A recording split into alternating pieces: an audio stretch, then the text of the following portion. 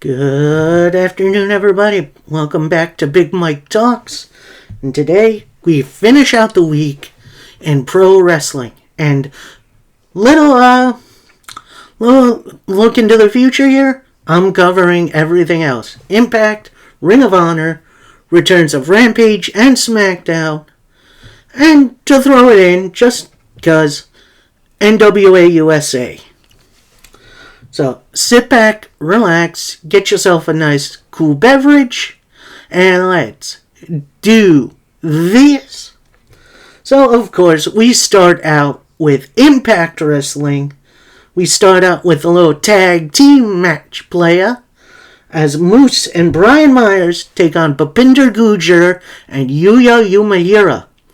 And honestly, this was a pretty solid opening bout.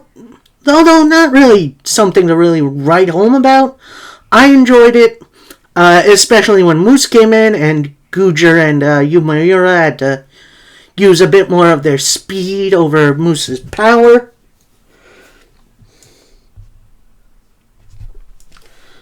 Then, end of the day, after a big old spear, your winners, Moose and Brian Myers.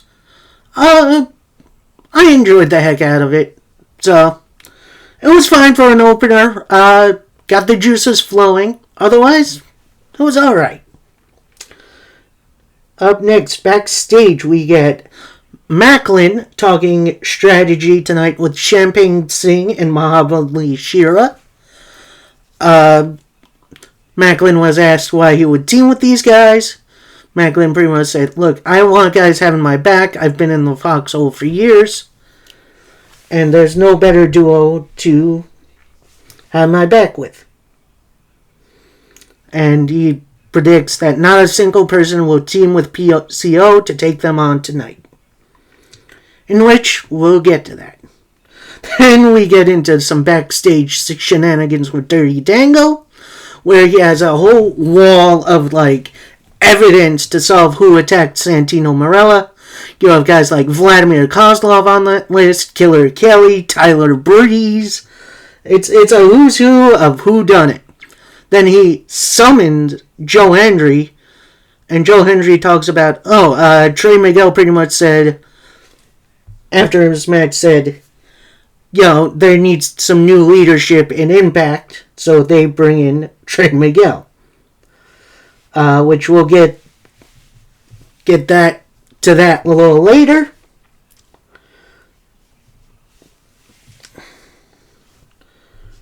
Then we get a little vignette of what's been happening between Sami Callihan and the Design, which that then leads to Sami Callihan for what we think is going to be Diener, but then Diener pretty much says, oh no, I realize you agreed to a match, but you didn't agree to it with me.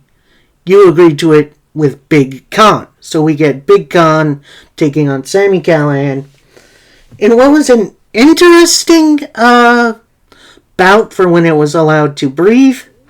There was definitely plenty of design interference, in which we see Diener summon the other minions of these yellow-clad henchmen from the Violent by Design days, come out, attack Sami Callihan, and they leave Callihan laying. So, I guess win by DQ for Callihan?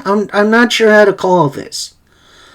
Overall, it was a fine bout when they let it go, but I guess I'm okay with the finish, because now, at Under Siege, we're getting the Design versus Callihan and a couple of partners. We'll get to that a little bit. Then we get Trey Miguel being interrogated backstage by Hendry and Dango, doing a bit of a bad job of doing good cop, bad cop. Then Trey pretty much says, Dango, you have a lot of evidence against you. You were in a position lower than him, so you take him out, you take his position. And then Dango pretty much says, no. But what we do know is that our perpetrator has some hair missing. So they check Trey's hair. Turns out he's not, balding. But, but before Trey can go, Dango pretty much says, alright, maybe you shaved your body. And Santino. In which Trey retorts, oh, so I attacked him naked? Which got a chuckle out of me.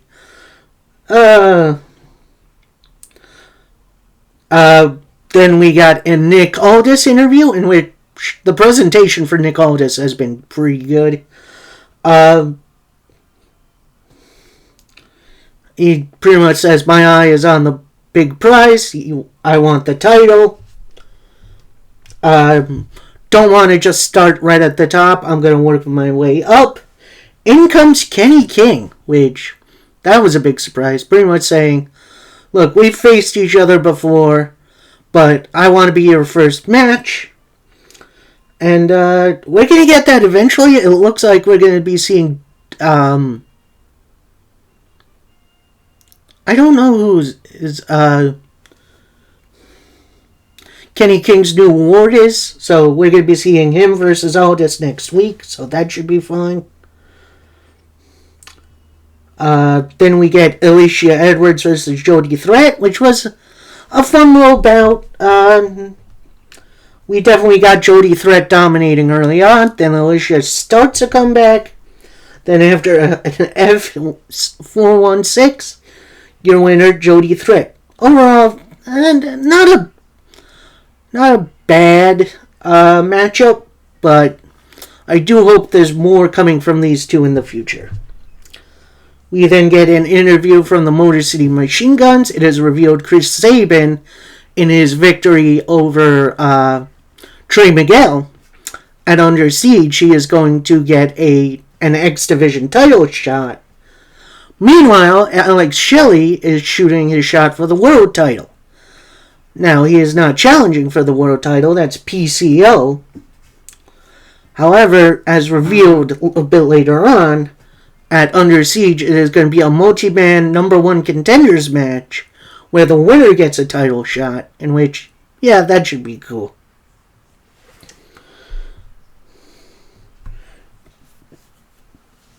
Next up, six-man tag. We got Steve Macklin, the world champion, Shira, and Champagne Singh taking on what looks like, at first, just PCO. It looks like PCO is going to go at it himself. But then out come Rhino and Heath. Rhino pretty much says, yeah, PCO, we're going to be your partners whether you like it or not. And they had a nice little match. A lot of good back and forth. A lot of begging off from Champagne Singh. Shira and Rhino going at it. I like that. That should be a one-on-one matchup sometime soon, I think. Then after a gore to the outside on Steve Macklin, you'll get the wake-up call, PCO Salt, your winners, PCO, Rhino, and Heath. Like, a fun little six-man tag team match playa. And, yeah, we'll see what happens here. We then get a Coven vignette in which Taylor Wilde reveals a candle, a magic candle, which is a mix between light and dark magic, which I don't really understand magic, but whatever. I think the lore for this is fine. And she is putting a hex on Purrazzo and Jordan Grace.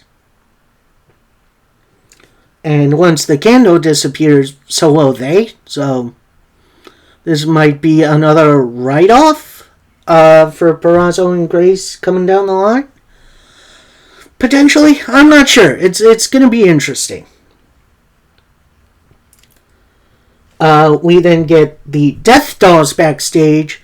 Rosemary is hesitant to knock on James Mitchell's door because they want to get to the Undead Realm. She then ultimately does it. James Mitchell poofs out of nowhere. pretty much says, "What can I do for you, my devil?" Rosemary pretty much says, "Taya Valkyrie is now stuck in the undead realm. We have no way in. Can you help us get in?" Mitchell reluctantly agrees and says something will be coming for retribution in the future. Still young, please. And then it looks like Havoc is going to go along, but Rosemary stops her, saying, "No, this is too dangerous for you. There's stuff in there you won't understand. I need to go alone." Mitchell then gives Havoc a timer, saying pretty much, once this runs out, we'll be out of the undead realm. We'll be back to you. And then they just, poof, they're in the undead realm. Hopefully we get to see a little bit of that, because I enjoy the undead realm lore. It's wild, but it's kind of interesting. So hopefully we get to see a little bit of that in the coming weeks. Next matchup. Ooh, boy. We got Jonathan Gresham, Speedball Mike Bailey 4. I believe this is their 4th meeting. And honestly, I don't have that much to say about this match that I haven't before. These two make excellent dance partners. And I'm going to say, highly, highly recommend this match. Your winner via the Octopus Hold, Jonathan Gresham. And man, I love it. I love it when these two get together. They put on pure magic. But I do believe it's time for these two to get some new dance partners. Next up, we get Sami Callihan backstage. He's talking to Rich Swann, basically asking Rich Swann for help. In which Rich says, "Alright, you're always sticking your nose in business you can't handle. I don't know if I can do this." And then Callihan pretty much says, "Yeah, I need your help." And we ended on that. So, I don't know if Rich Swann is going to help Sami Callihan. I do hope it is OVE, because we haven't seen Fulton in a while. And it would be good to get him back.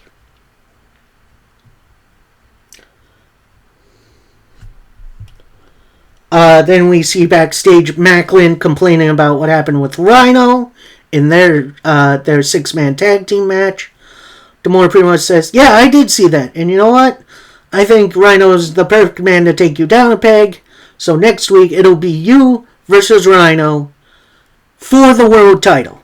So we are getting a world title match before Under Siege. So that's going to be interesting.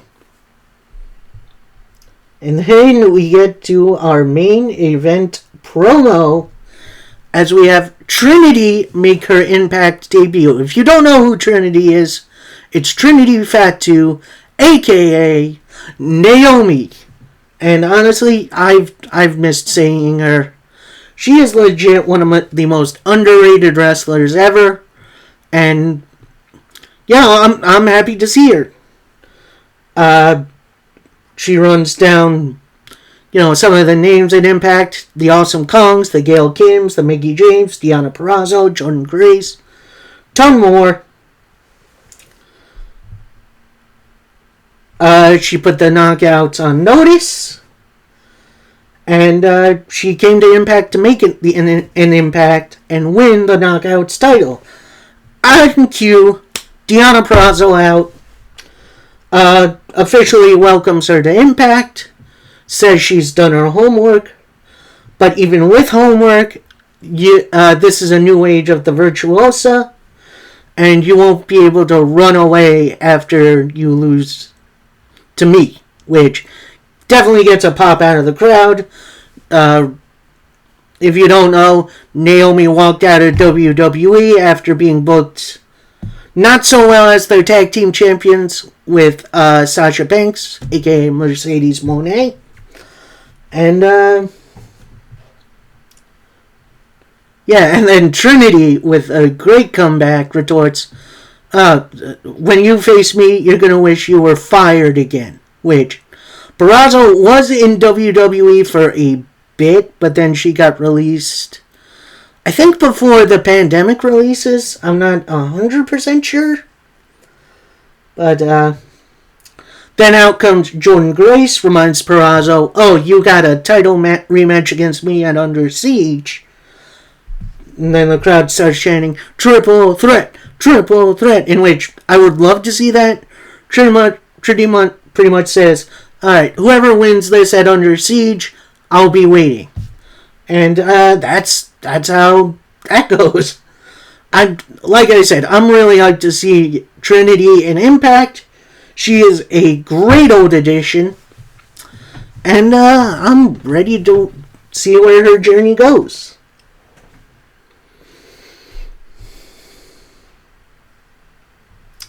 Next up, in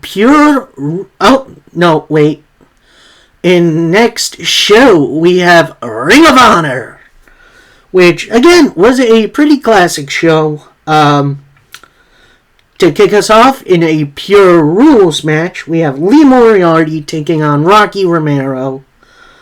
And, it was pretty much a continuation of what happened last week, post Big Bill interference, in which Big Bill tried to interfere a couple of times in this match, but ultimately failed after a Diablo Armbar. Your winner by submission, Rocky Romero. Next up, in a relatively short match, you have Athena, the women's champion, taking on Angelica Risk. Risk did get some stuff in, but not nearly enough to top the champion. Glory Bomb, crossface submission. Your winner by submission, Athena. Post-match, Athena continues the attack and then hits a Skyfall onto the title. Skyfall being Sky Blue's finisher. We'll get to her in a little bit. Next up, we got the Ring of Honor television title on the line as Samoa Joe defends against Christopher Daniels. Even with Daniels, more advanced age, he can still go really well. This was a well thought out, well paced match where both guys had some really good chemistry with one another. But, of course, end of the day, via the Muscle Buster, Samoa Joe. And honestly, I could watch those guys go at each other 100 times. Next up, for the Ring of Honor World title, you have Claudio Castagnoli being challenged by New Japan Pro Wrestling's Robbie Eagles, making his Ring of Honor debut. Eagles is a member of TMDK in New Japan, and he's making his ROH debut. And making a rare appearance in America. So, this was a great big guy versus little guy match. It really worked. Robbie Eagles trying to outspeed, but then he would get caught by the powerhouse and technician known as Claudio Castagnoli. At one point, you did see Claudio go for the big swing, but with Eagles attacking his leg buckled, so he couldn't do it. Then, freaking nowhere, the Ricola Bomb for the 1, 2, 3. Your winner, still Ring of Honor champion, Claudio Castagnoli. We then get a Sky Blue interview, pretty much calling out Athena and saying, the people want this match, I want this match, how about it? So that should be fun. Next up, we got a 10-man tag team match, playa. And this was a little bit hard to keep track of, so I did my best here. You have the Kingdom, Matt Taven and Mike Bennett. The Varsity Athletes, which is Tony Nese, Ari Daivari, and Josh Woods. Opposing them, Dark Order members Stu Grayson, Action Andretti, Darius Martin, and the Best Friends, Trent Beretta and Chuck Taylor. Like I said, this match was a bit of a mess to get through, but overall it was fun. Near the end, you have the Righteous come out, of course, stare down Stu Grayson. With everyone distracted, Action Andretti hits a big old super kick, a backbreaker, into a pinfall. You 1, 2, 3 winners, the baby faces. Everyone's a little bit confused, including Stu Grayson, who points to the ramp to the Righteous, saying, "They distracted me. I didn't know what was going on." So, Righteous versus Dark Order is probably continuing. Then we got an Athena interview, pretty much ragging on Sky Blue's challenge, pretty much saying, "You haven't really earned it yet. However, I will entertain the challenge." So next week, it will be Athena versus Sky Blue for the women's title. Next up, we have Sky Blue in, as she takes on Robin Renegade in a very competitive match, but a relatively short one. We then get Skyfall, 1, 2, 3, your winner, Sky Blue. No attack from Athena, though, which, whatever. And then Fine Alamo. In our main event, we got a couple of powerhouses in the building as Willow Nightingale takes on Steph DeLander. DeLander previously worked in Impact. I believe she was also in WWE for a little bit. I do forget her name. I do apologize for that. Oh no, this isn't the main event. But honestly, this was power for power. Really good match. At the end, it did get a little one-sided in favor of Willow. After a drop kick, a cannonball, and a spine buster, your winner, Willow Nightingale. And now we get to our main event, as it's a little lucha libre action, as Angelico takes on Commander. And oh boy, did these two turn up the gas to 11 right out of the gate. This was amazing lucha libre, including the rope walk moonsault by Commander, which is always impressive. Then we get a shooting star press for the victory for Commander. Post-match, we have Serpentico attacking Commander, and Angelico joins in. From out of nowhere, a very unexpected Ring of Honor debut, Orange Cassidy makes the save along with Bandito. So it looks like the Orange Cassidy is coming to Ring of Honor, in which, heck yeah, I'm in. Let's do it. So that's Ring of Honor for you. We now go into Rampage. Now, Rampage this week was on at 6:30. It preempted coverage of the NHL playoffs. So it goes before SmackDown this week. And we start out with QTV, QT Marshall, Aaron Solo, and Hobbs taking on the Lucha Brothers, Rey Fenix and Pentagon Jr., and their partner, El Hijo del Vikingo. And honestly, this match was all over the dang place, but it was like controlled chaos. It was so fluid and good, and just it was something else to watch. Then after the Fear Factor Stomp combination, your winners, Vikingo and the Lucha Brothers. Congratulations, you guys. Gonna be interesting to see what they go through next. Next up, we see footage of MJF backstage post his tag team loss to Jungle Boy and Darby Allin Wednesday. He's pretty much, dumping things off backstage. Then we get an interview with Chris Jericho, who is staying in his locker room because he wants to prevent another attack on him from Adam Cole, baby. So he is going to find a way to keep him and Cole separate. So I guess that means that's our first big tease for the new brand split. I think we got Collision coming up soon. I will try to cover that, but that happens Saturday at 8. So maybe I'll switch the schedule around a little bit. Maybe I'll film Sundays. I don't know. I'll see what happens there. Next up, we get a Mark Briscoe interview. He is then immediately interrupted by the J&J crew. Pretty much asking, how's FTR going to respond? How are they going to respond?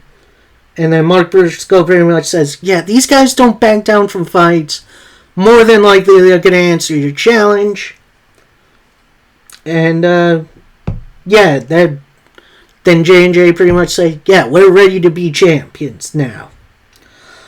Honestly, I'm kind of sick and tired of J&J getting these title shots.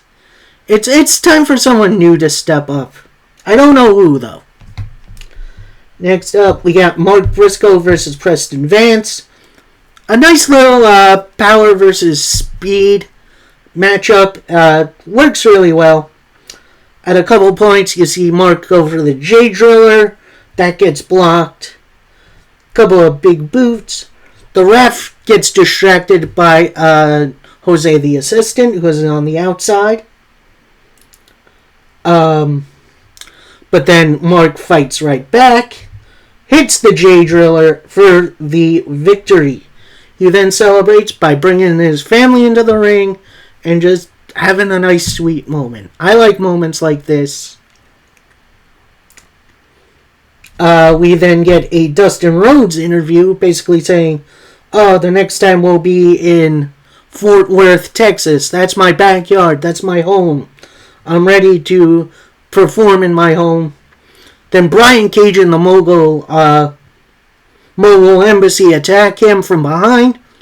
Pretty much, and then Swerve pretty much says, yeah, you thought we were done with you? I ain't done.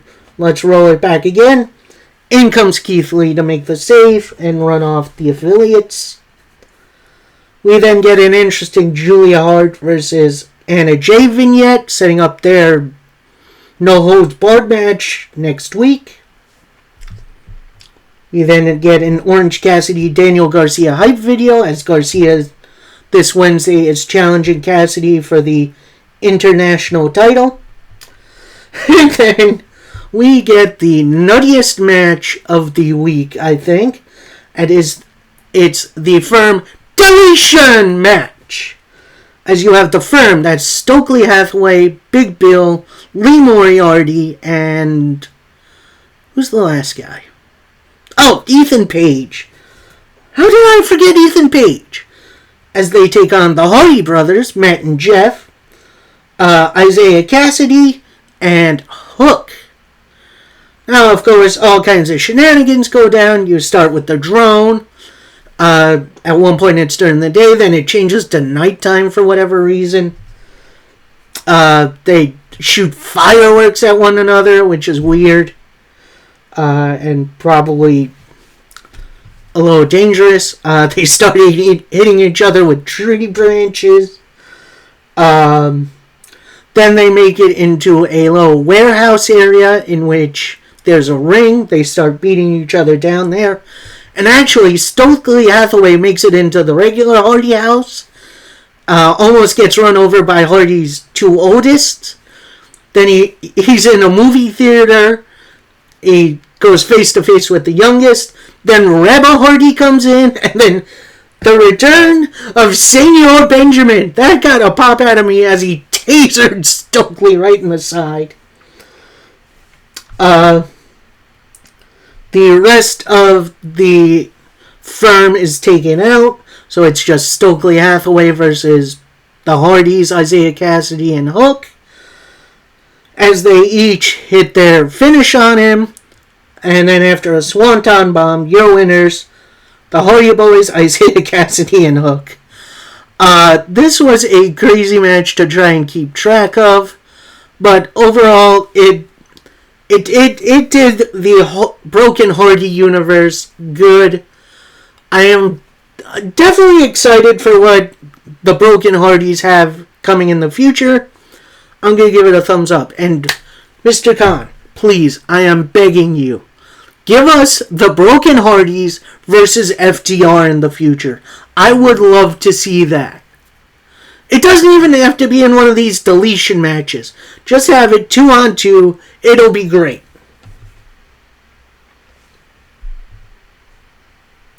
So that is Rampage.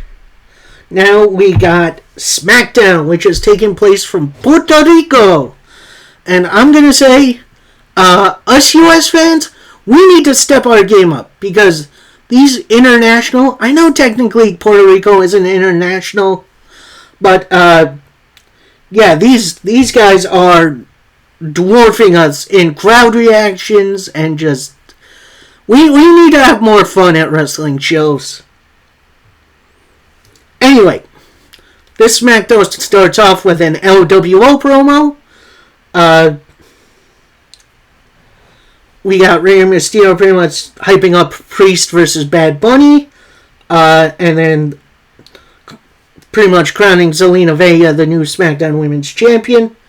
Out comes Judgment Day, in which Dominic gets a shirt that the LWO were tossing out into the crowd and just rips it in half, which, honestly, Dom is such a good heel. Like, there is zero reason I should be this into Dom. I'm this into Dom. And then every time Dom tries to speak, the crowd interrupts him, which is just... That is the right kind of heat right there. I'm just going to say that. Dom has his heat thing down.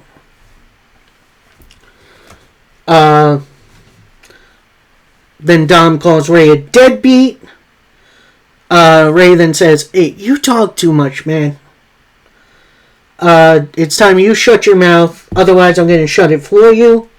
How about we have a WrestleMania rematch here tonight?" Dom says he has a better idea. No, Rhea says she has a better idea. How about I take you on? In which, intergender wrestling, I'd be all for that. But then Zelina Vega steps up. Dom comes from behind Rhea. He says, how about instead you fight both of us, Zelina Vega and Rey Mysterio versus me and Rhea. And overall, that match was made for later on in the night, the main event. And as the Judgment Day are leaving, Dom backtracks, smacks the taste out of Rey Mysterio's mouth. Like, honestly, I'm going to say this again. Dom does his role as a heel really well. He might not be the best wrestler in the world, but he understands the assignment. Next up, we got the Good Brothers, Carl Anderson and Luke Gallows, seconded by Rey Mysterio and Mia Yim, taking on the Viking Raiders, who are being seconded by Valhalla. And honestly, this was a really good opening contest. I believe these guys have faced each other in New Japan before. Although I think War Machine wasn't in New Japan as Anderson and Gallows came back. I could be wrong about that. And yeah, everyone plays their role really well. These four teams do really well together. You see Valhalla trying to get involved all the time. Then Mia Yim steps in between. And then Mia Yim just snaps, takes out Valhalla on the outside. Then we get a backdrop from Doc Gallows, tags in Carl Anderson, Magic Killer, 1, 2, 3, your winners, the Good Brothers. Now, at this point, I did have to go have some dinner because I was starving at that point.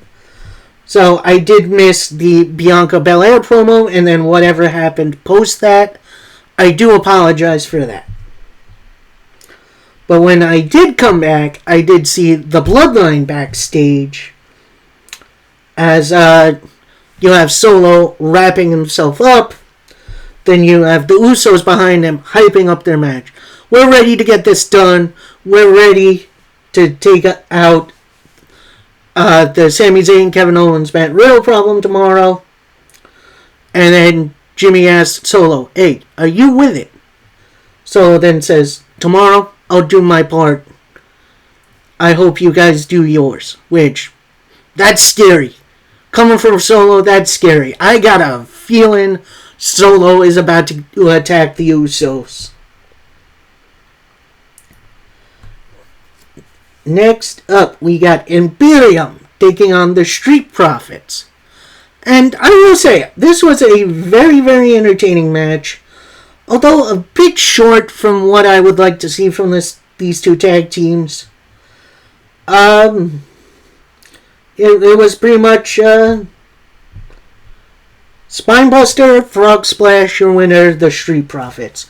I do hope Imperium gets their flowers soon. I would like to see them and Gunther with just draped in gold like the Undisputed Era were. Although, we'll see what happens there. Then we had a Cody Rhodes promo. That's right, Cody's on SmackDown for now.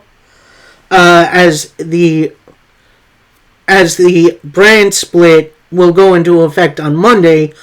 Although, it's complicated. I'll get to that. Then Cody pretty much calls Brock Lesnar his usual nicknames.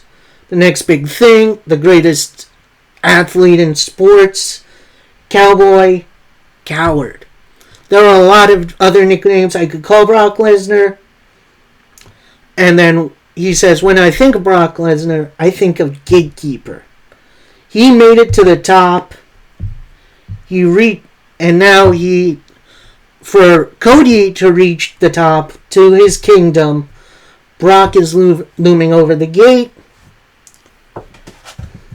And if you're on the road, you're usually not in a match against Lesnar. But Lesnar picked a fight with me, and we still haven't gotten an explanation for that. So maybe tomorrow I'll just beat the answer out of him.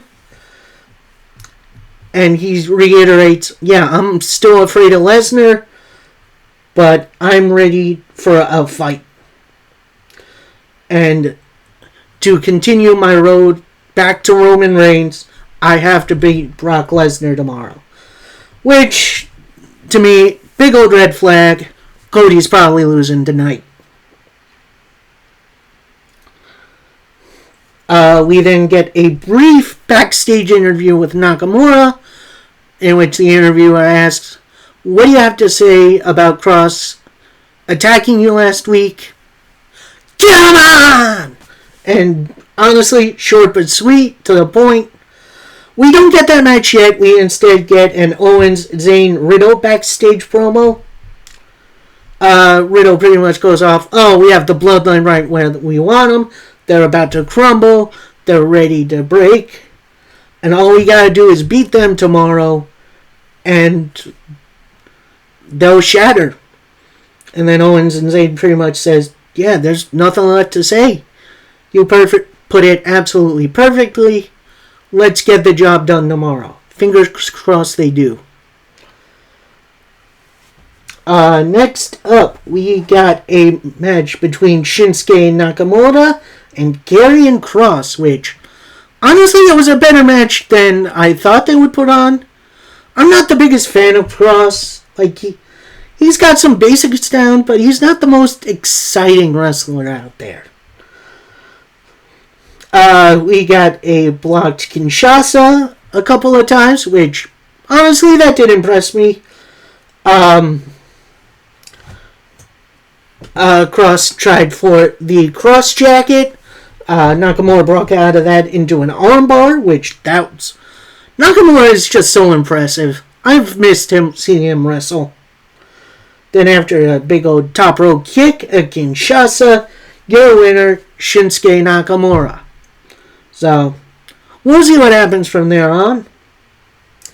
We then get a couple vignettes for the NXT call-ups coming to SmackDown, including backstage with Cameron Grimes to the moon. You have Adam Pearce welcoming him to SmackDown. Grimes says he's ready to climb to the top. And, of course, in comes Baron Corbin. Because, of course, the new guys have to feud with Baron Corbin first. And Corbin pretty much says, dude, you were the last pick. You're Mr. Irrelevant. Grimes retorts, what's worse, being picked last or not being picked at all? Corbin pretty much says, look, I'm in the room with guys like Brock Lesnar and Omos. I'm a hot commodity, and no one could choose me, so I became a free agent. No, it's a freelancer. Anyway, set up for next week, we got Cameron Grimes versus Baron Corbin.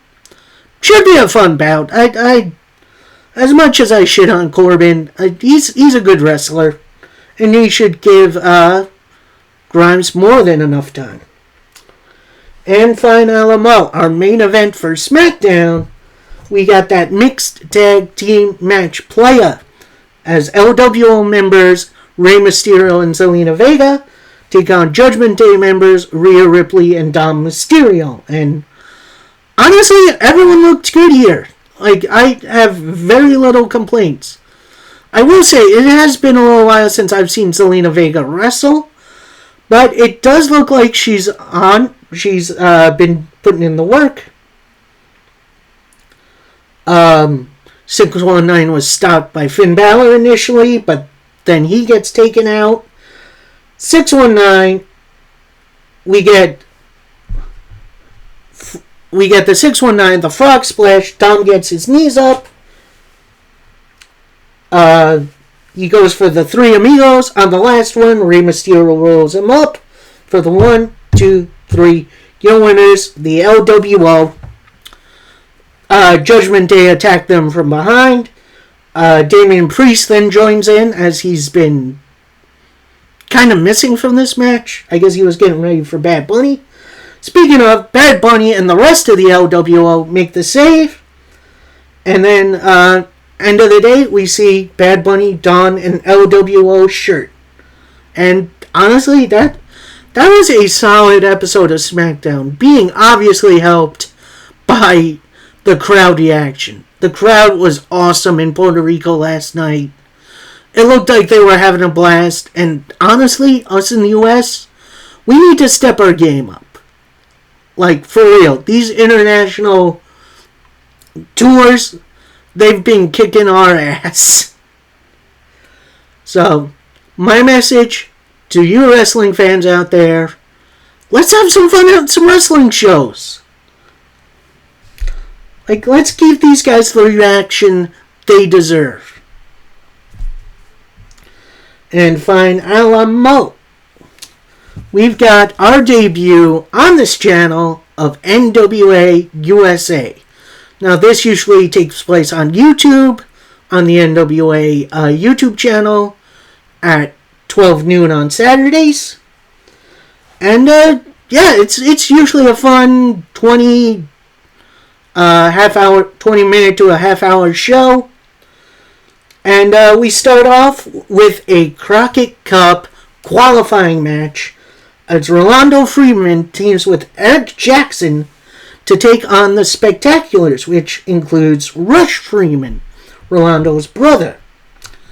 And then, for whatever reason, Homicide is the special guest ref. I don't know. Anyway, Rolando and Pierce looks like they're starting off.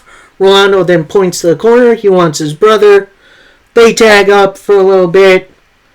Big old cannonball by Rush. That brings in Pierce. They start doing their spectacular stance, and then Rush goes in on him. Atomic drop into a big boot for a 2 count. And then we get Rolando kind of messing with Homicide a little bit. I guess we're going to see Homicide versus Rolando Freeman in the future, which I'd be okay with. Then after a big old double team move, your winners, the Spectaculars, going into the Crockett Cup. We then get a very strange interview with Gags the Gimp and Sal the Pal. Basically iterating their breakup with James Mitchell and his crew. Basically saying pain is temporary, love is forever, and all I really need is my best friend Gags. He has seen the bodies laid out by Judais and Max, and they are scary, but what is really scary is life without love. Dude, Sal, that makes no sense, but I do kind of get it. Like, I don't know, it's a weird promo, but it fits with Sal's gimmick. Next up, we got women's action as Angelina Love take on Kylie Paige. Definitely a new member of the roster. She is related to current NWA Women's TV Champion Kylie Paige, I think her name. Anyway, this starts off a little bit slow, couple of headlocks in, but then Angelina Love starts to dominate, but then for every move, Kylie counters until eventually we see a Botox injection. 1, 2, 3, your winner, Angelina Love. Next up, we got a promo from Pollo Del Mar, pretty much hyping up Thrillbilly Silas, who is not there at the moment. Calls him a generational athlete. And with us, we got a little extra to prove. We're willing to wait and see what happens between EC3 and... who's his opponent? And his opponent this coming Tuesday for the NWA National title. But Thrillbilly is cashing his shot at the Crockett Cup for whoever his opponent is. And finally, we got through it. Our main event for the week, we got Max the Impaler and Judais taking on Gags the Gimp and Salvation. And this is another qualifying match for the Crockett Cup. Judais then stands over Gags and Sal, trying to get them to kiss his feet like he did at NWA 312. They don't go for it. They then get demolished throughout the match. They do get a little signs of hope, but then immediately get taken out by the Monsters. Then after a 619, a bite, and then a choke slam into a wasteland, your winners, Judais and Max the Impaler. Man, that was a lot to get through. I'm glad we did. So, coming up tonight, we got Backlash. I'll give you my review on Monday. Then Tuesday, I am going to be seeing the new Guardians of the Galaxy movie. So I believe either over the weekend or maybe sometime next week, myself and maybe a few special guests will give you our review. So stay tuned for that. I hope you guys enjoyed. Please like, comment, subscribe. Let me know your favorite match from this week in wrestling, whether it's from any of the promotions I listed, promotion maybe I should be watching. And until then, happy wrestling, everybody. Peace.